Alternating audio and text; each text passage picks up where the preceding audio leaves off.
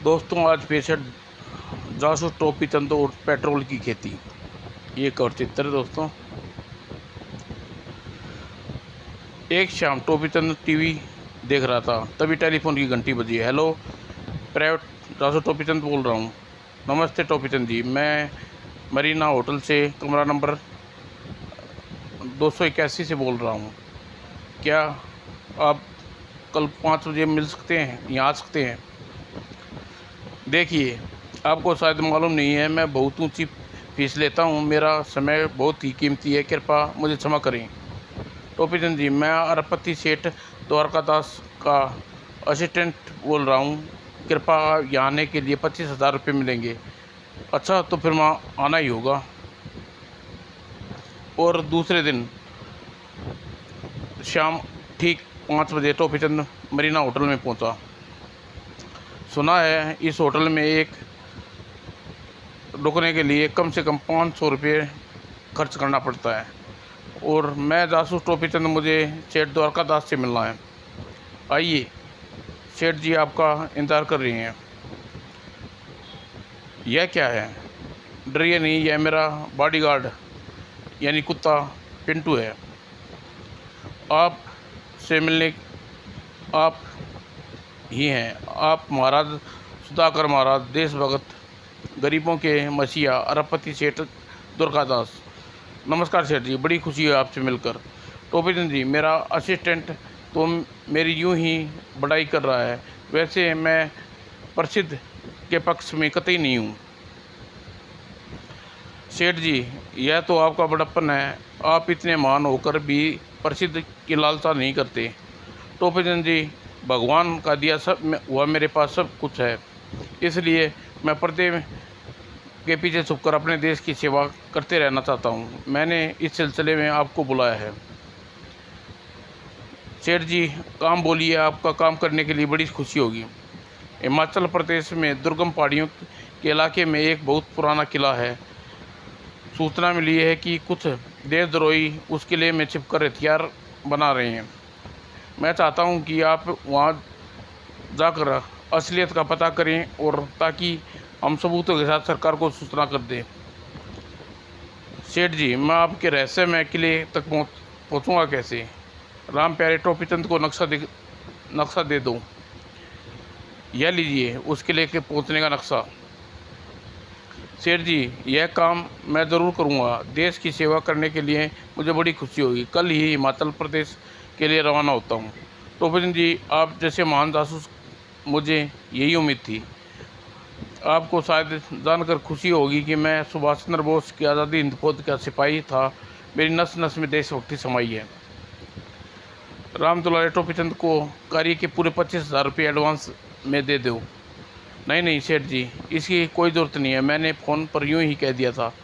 हमारे सेठ जी के लेन देन में बिल्कुल पक्के हैं, और इस काम के लिए काम पूरा होते ही आपको 75,000 रुपये और दिए जाएंगे। हे सेठ जी, आप मुझे शर्मिंदा कर रहे हैं। महान कार्य के लिए मैं कोई फीस नहीं लूँगा। लेकिन यह कैसे हो सकता है? यह इस क्षण सेठ ने द्वारका प्रसाद ने अपनी उंगली से हीरे की अंगूठी एक निकाली। टोपी चंद जी, आप मुझसे फीस नहीं ले रहे, तो यह आपको मेरी तरफ से एक तुच्छ भेंट स्वीकार करनी होगी। सेठ जी, इसकी क्या जरूरत थी भला? हे। और टोपी चंद ने सेठ का दिल न तोड़ते हुए अंगूठी को स्वीकार कर ली। यह अंगूठी पहनने वाला हर कार्य में सफल साबित करता है। अगर आप लोग इतना ही जोर दे रहे हैं तो मैं इसे पहन लेता हूँ। बहुत बहुत धन्यवाद सेठ जी। यह हुई ना बात है। और सेठ, अच्छा सेठ, अब मैं चलता हूँ। आशा है 1 हफ्ते के भीतर आपको पूरी सूचना यहाँ वापस आऊँगा। मैं बड़ी बेफिक्री से आपकी प्रतीक्षा करूँगा। मुझे देश के दुश्मनों का खात्मा करना है। और जब टोपी चंद अपनी कार की ओर बैठ कर होटल से चला, और शेख साहब अब बाहर आ गए, और देशभक्त जासूस का बच्चा चला गया। हमें आपका काम पूरा कर दिया है। तुम लोग बहुत अच्छा एक्टिंग मांगता, तुमको बहुत खुश होता है। और लड़ता है, तुम हमारा देश हुक्म किस काम वास्ते यहाँ भेजा है, वह पूरा होना मांगता। वह जासूस हमारे जाल में फंसना मांगता ही।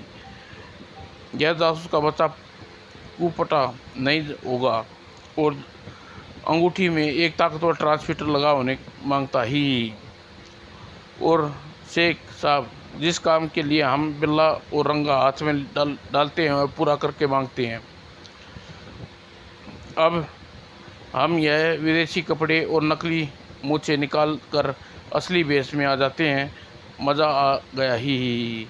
सेठ ठुमकादास और राम दुलारे ही, हा हा हा। उधर जासूस टोपीचंद पड़यंत्र से बेखबर अपने घर पहुंचा। पिंटू, तुम घर का दरवाज़ा हिमाचल प्रदेश पिंटू, कल हम सुबह ही हिमाचल प्रदेश के लिए चलेंगे। आशा है तुम यात्रा बहुत रोमांचक होगी और सारा सामान बांध लूँ ताकि सूरज उगने से पहले दिल्ली की सीमा से पार कर लूँ। और पूरी तैयारी करने के बाद टोपीचंद बिस्तर पर घुसा। अब मैं सुबह ही 4 बजे अलार्म लगा दिया है, अब ज़रा सो लिया जाए। और दूसरे दिन सुबह उठते ही जासूस टोपीचंद दिल्ली के से मीलों पीछे छूट दिया। आशा है सूरज ढलने से पहले हम मनाली पहुंच जाएंगे और किला मनाली 80 किलोमीटर दूर है। और शाम ढलते ही उसकी कार मनाली शहर में प्रविष्ट हो चुकी थी, होटल केयर। और आज शाम हम यहीं रुकेंगे और कल सुबह बाकी का सफ़र पैदल तय करेंगे।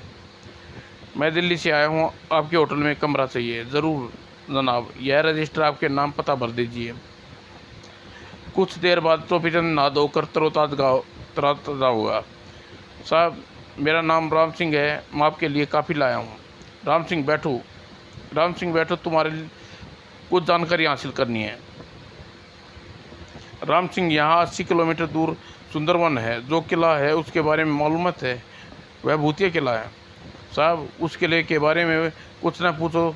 वह भूतों का प्रकोप है, वहाँ जो भी जाता है वह जिंदा लौट कर नहीं आता। बू। राम सिंह, कमाल है, इस विज्ञान के ज़माने में तुम भूतों से प्रवेश करते हो। किले के बाहर सब कुछ बताओ। साहब, आप लोग शहर से रहते हो, आप लोगों को भला जाने आबादी से दूर वीरान घाटियों में क्या क्या होता है। मैंने सुना है उस भूतिया किले के आसपास जंगलों पर पेड़ और पौधे जानवरों की तरह चलते हैं और चलाते हैं और आदमी को नोच नोच कर खा जाते हैं। राम सिंह, तुम चिंता न करो, मैं उस किले में जाकर वहाँ के भूत प्रेतों को धूल चटाऊँगा। मैं आया इसलिए हूँ। राम सिंह, तुम सूचना के लिए बहुत बहुत धन्यवाद। यह लो अपना इनाम। धन्यवाद साहब, लेकिन भगवान के लिए आप उस किले में न जाइए। बू। और पहाड़ी रास्ता तय करने के लिए मुझे पिंटू चाहिए, परंतु पिंटू में बदलने होंगे। पिंटू प्यारे, ऑपरेशन के लिए तैयार हो जाओ। दिल्ली से चलते समय मैं सारी तैयारी करके आया हूँ और दिखाता हूँ कि इंजीनियरिंग का कमाल है। और रात काफ़ी देर तक टोपीचंद रोबोट कुत्ते के साथ रिपेयरिंग करता रहा। और पिंटू, अब तुम पहाड़ी के रास्ते तय करने के लिए बिल्कुल तैयार हो। अब तुम आराम करो, मैं भी आराम से सो लेता हूँ। और पिंटू दूसरी सुबह टोपीचंद अपने कुछ ज़रूरी सामान लेकर किले की खोज में निकल पड़ा। क्यों पिंटू, तुम कंगारू की तरह उछल कर चलने में मज़ा आ रहा है या नहीं? और सारा दिन दुर्गम पहाड़ियों के इलाके में किले में ढूंढता रहा। वाह, क्या सुंदर दृश्य है। भूतों ने भी अपने रहने के लिए क्या सुंदर जगह तलाश करी है। और शाम होते होते आखिर अपनी मंजिल तक पहुंच गया। टोपीचंद नीचे घाटी में उतरा और किले से कुछ दूर अपना पड़ाव डाला। पिंटू, आज आधी रात के बाद हम किले में प्रवेश करेंगे की कोशिश करेंगे, तब तक आराम कर लिया जाए। और आधी रात के बीतने के पूरी घाटी रहस्यपूर्ण शांति छा गई और टोपीचंद ने अपनी रामपुरी चाकू हाथ में लिया और किले की तरफ बढ़ने लगा। किले के आसपास आसपास के फैले इन पेड़ों को अभी तक मुझे कोई भूत पिशाच मिला नहीं है। यह क्या? यह तो कोई नरभक्षी पौधा लगता है। पिंटू, हमला करो। अभी अपनी रामपुरी चाकू का कमाल दिखाता हूँ। गुर्र और कच कच। और लेकिन जैसे ही अजीबोगरीब जंतु चाकू और वारों से असर नहीं हुआ, मेरी शक्ति जवाब देने लगी है। अगर पेड़ पर जल्दी ही नहीं किया तो यह मुझे जिंदा निकल जाएगा। और टोपी चंद ने अपनी कंप्यूटर युक्त टोपी को निर्देश एक विशेष बटन दबाया और टोपी में लगा एक विषैली गैस निकलती है और वह जंतु को बेहोश हो गया। ओह, मुझे फटाफट यहाँ से निकल जाना चाहिए, वरना गैस का प्रभाव मुझ पर भी हो जाएगा। और पर समझ में नहीं आता यह जंगल अजीबोगरीब कहाँ से आ गई। एकदम ऐसा अविश्वसनीय लगता है। आज तक मैंने किसी जीव को वैज्ञानिक पुस्तक में ऐसे जंतुओं के बारे में नहीं पढ़ा। कमाल है। और अभी वह किले की कुछ दूर आगे ही बढ़ा था कि गुर्र। ओह पिंटू, संभल, यह जंतु और भी खतरनाक लगता है। अब इससे कैसे निपटा जाए? अब मेरी टोपी भी नशीली गैस भी शायद पिंटू उद्यानों को खात्मा कर सकता है। अब मेरी टोपी में भी वह नशीली गैस नहीं है। पिंटू अपने शरीर के विद्युत शक्ति जरूर ही हमला करे और हम उससे झपटने वाला है। और पिंटू ने की दुम में और पिंटू की दुम से विशाल जंतु के शरीर में अत्यंत शक्तिशाली विद्युत प्रवाहित करने लगा और जंतु की चीख सारी घाटी में कांप उठी। शाबाश पिंटू, अभी जंतु काम तमाम हो जाएगा। गुर्र। और कुछ ही मिनटों में विद्युत तीव्र झटके खा कर विशाल जंतु पूरी तरह निढाल हो गया। पिंटू, अब उसे छोड़ो, अब हमारा कुछ नहीं बिगाड़ सकता है। अरे पिंटू, तुम्हें क्या हो गया? तुम हिलजुल नहीं रही, यह क्या चक्कर है? लगता है तुम्हारे शरीर की सारी बिजली चूक चुकी है। अब बेचारे को बिजली को चार्ज करने के लिए सूर्य निकलने का इंतजार करना होगा। और टोपी चंद ने पिंटू को वहीं झाड़ियों में छिपा दिया। अच्छा पिंटू, मैं चलता हूँ, तुम्हें किले के अंदर अकेले प्रवेश करना होगा। टोपी चंद अपना रामपुरी उठाकर आगे बढ़ गया। देखता हूँ अब मुझे कौन सी नई मुसीबत रास्ता रोकती है। गुर्र। और आखिर टोपी चंद किले की दीवार पर पहुँच में सफल हो गया। इस किले की दीवार पर कड़ा पहरा हो सकता है, मुझे दीवार लांघ कर किले में प्रवेश करना होगा। लेकिन अच्छा हुआ मैंने अपने साथ धागे का गोला लेता आया। यह धागे का मोटे रस्से से अधिक मजबूत है। टोपी चंद ने धागे का फंदा बनाया और किले के ऊपर फेंका और फिर आराम से किले के ऊपर चढ़ने लगा। अभी मुझे पता चल जाएगा कि किले के भीतर दुश्मनों का क्या जाल फैला रखा है। टोपी चंद ने बिल्कुल खबर नहीं थी कि पीछे एक नया खतरा बढ़ रहा है। टोपी चंद ने दृश्य देखा, उसके रोम सिर उठा। मेरे इस किले में मेरी इजाज़त के बगैर कोई परिंदा भी पर नहीं घुस सकता। भला तू क्या चीज़ है? गुर्र। अब मेरा यह जंतु तुझे सीधा ले जाकर पहाड़ों के नीचे फेंक देगा और तेरे टुकड़े टुकड़े हो जाएंगे। टोपी चंद का दिमाग अपने बचाव के लिए कंप्यूटर से अधिक तेज काम करने लगा। ही और तभी टोपी चंद के हाथ में बिजली की तेजी से अपनी कोट में गया। गुर्र। खबरदार, आगे हिलने की कोशिश की तो मेरे रिवॉल्वर की एक गोली तेरा भेजा का कीमा बना देगी। सारी दुनिया जानती है कि जासूस टोपी चंद का निशाना कितना सच्चा है। देशद्रोही, तू मरने के लिए तैयार हो जा। क्या आप क्या आप मशहूर दासू टोपीचंद हैं? आपने पहले क्यों नहीं बताया? मैं आपके कोई विदेशी एजेंट समझ रहा था। मेरा नाम प्रोफेसर प्यारेलाल है। मैं आपको आपके बहादुरी के बारे में कई कारनामे अखबारों में पढ़ी हैं। आपने कई बार अपनी जान पर खेलकर हमारे देश की आन बचाई है और प्रोफेसर ने उस विशाल जंतु टोपीचंद को मुक्त कर दिया। प्रोफेसर, तुम यह क्या तुम्हारी कोई चाल है? गुर्र। टोपीचंद जी, अपना गुस्सा थूकिए। आइए मेरे किले में चलिए, सुबह होने वाली है। गर्मा गर्म चाय के साथ आपसे सब समझाता हूँ। और कुछ देर बाद ही किले में एक विशाल बैठक कक्ष में बैठे गर्मा गर्म चाय पी रहे थे। प्रोफेसर साहब, आप मेरे बारे में सब कुछ जानते हैं, ज़रा अपने बारे में भी कुछ बताइए। टोपीचंद जी, मैं पिछले 15 सालों से इस किले में रहस्यमय प्रयोग करने में जुटा हुआ हूँ। वीरान किले में मैंने इसी कार्य के लिए खरीदा था। इस विशाल जंतुओं को आपने मुकाबला हुआ, वे मेरे ही आविष्कार हैं। मैंने इन्हें तरह तरह के वनस्पतियों और जानवरों के जीन्स क्रॉस करके इन जंतुओं का निर्माण किया है। इन किले में अपनी प्रयोगशाला में सुरक्षित किए मैंने इन जंतुओं के विषय में विशाल जंतुओं का निर्माण किया है। इतनी सावधानी परंतु जाने कुछ विदेशी गुप्तचर एजेंसियों को मेरी इस रहस्यमय प्रयोग खोज का खबर लग गई है और कई विदेशी ताकत नहीं चाहती कि मेरे प्रयोग सफल हों। सारे संसार में हमारा देश एक बड़ी ताकत बन जाए, इसलिए मुझे कोई चिंता नहीं है कि आप आ गए हैं। देश के दुश्मन मेरे इन रहस्यमय प्रयोग को हथियाने में कामयाब नहीं होंगे।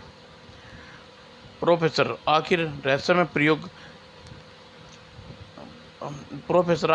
रहस्यमय प्रयोग हैं, ऐसी क्या खास बात उत्तम है इनमें?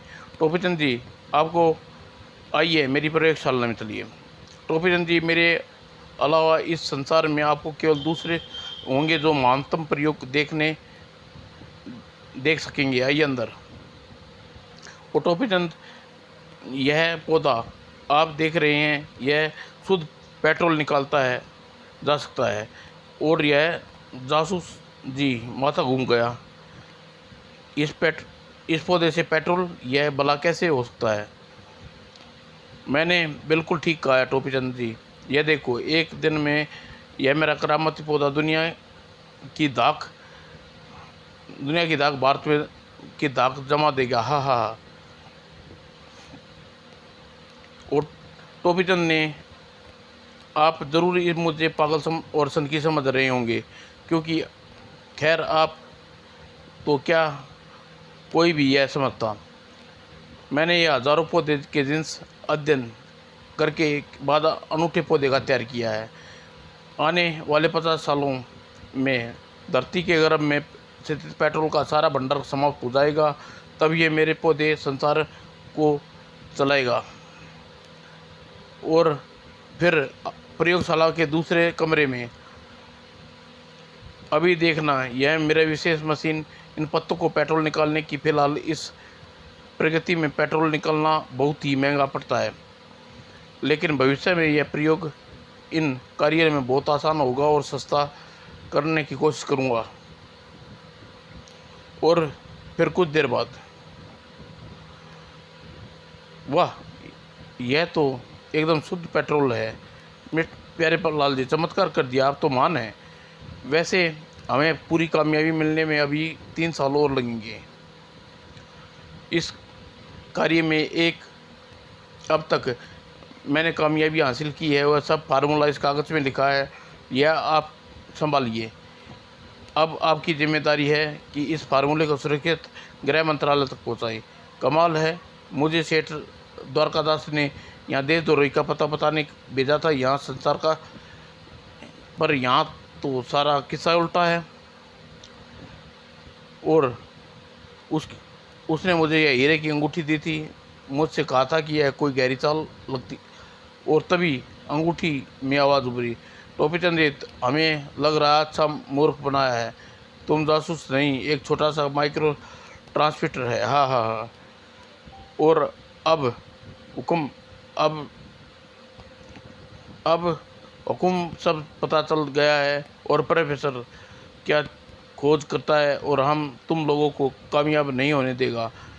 मानता समझे, अगर तुम्हारा देश पेट्रोलियम पैदा होने लगेगा तो हमारा देश कर कौन पूछेगा। गुर्र, हमारे देश के दुश्मन, मैं तुम्हें जिंदा नहीं छोड़ूंगा। गुर्र। टोपी चंद, तुम हमारा कुछ नहीं बिगाड़ सकता। हम किले के आसपास पूरे जंगल का पेट्रोल छिड़क कर दिया है और सब कुछ जला कर राख कर देंगे। अगर तुम लोग अपनी जान की हैरियत चाहते हो तो फार्मूला हमारे हवाले कर दो। ही ठीक है, हम 10 मिनट में भीतर फार्मूला सौंपने किले के मुख्य द्वार के बाहर आ रहे हैं। गुर्र, हाय मेरा फार्मूला बू। और उसके बाद टोपी चंद ने अंगूठी उतारी और जूते के दबा कर चूर चूर कर दी। 1 2। और फिर खतरे की वही घड़ी आती है तो टोपी चंद का दिमाग पूरी सख्ती से काम करता है। सबसे पहले मुझे इस फार्मूले की सुरक्षा का उपाय करना चाहिए, लेकिन यह कैसे किया जा सकता है। यह मेरी अनोखी कंप्यूटराइज संरचित टोपी का प्रयोग आ सकती है। ये टोपी में यह फार्मूला पूरी तरह सुरक्षित रह सकता है।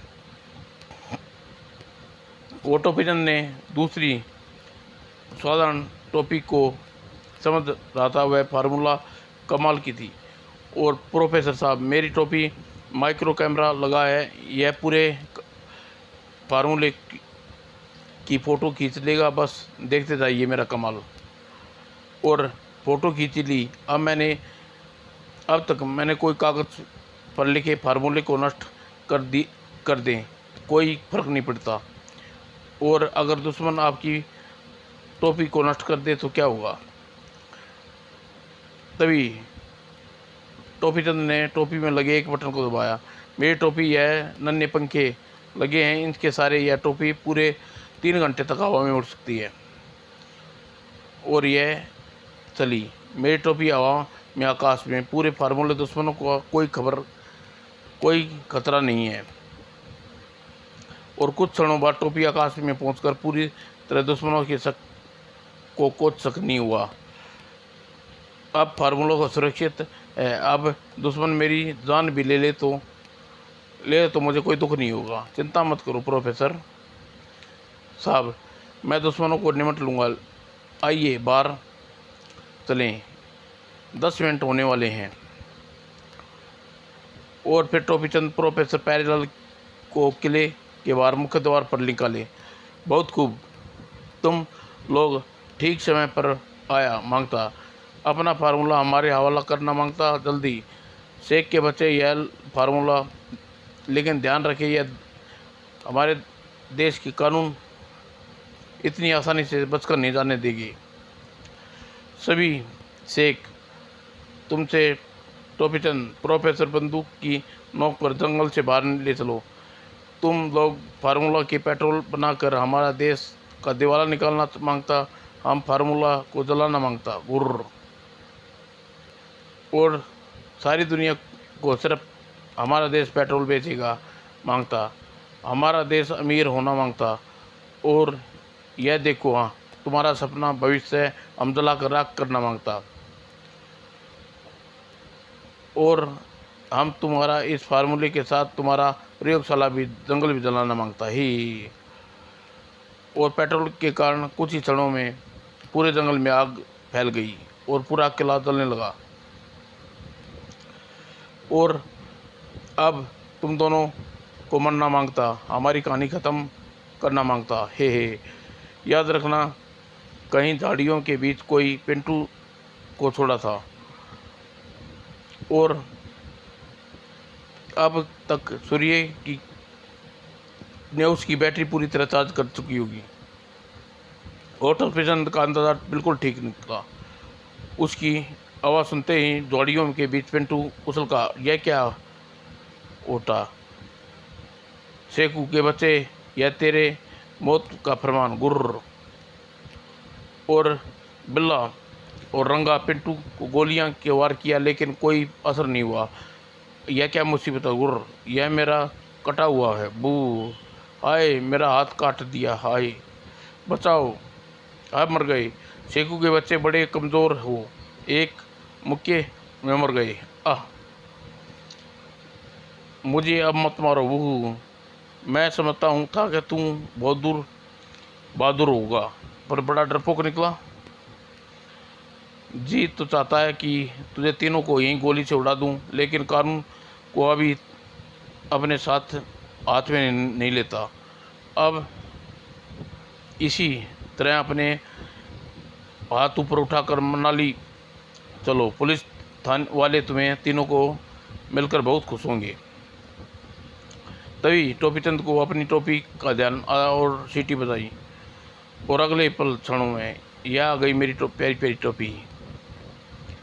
और वापस मनाली पहुंचकर पुलिस शेख अब्दुल्ला और रंगा को गिरफ्तार कर लिया, और एक दिन आराम करने के बाद टोपीचंद प्रोफेसर को दिल्ली के लिए रवाना हो गए।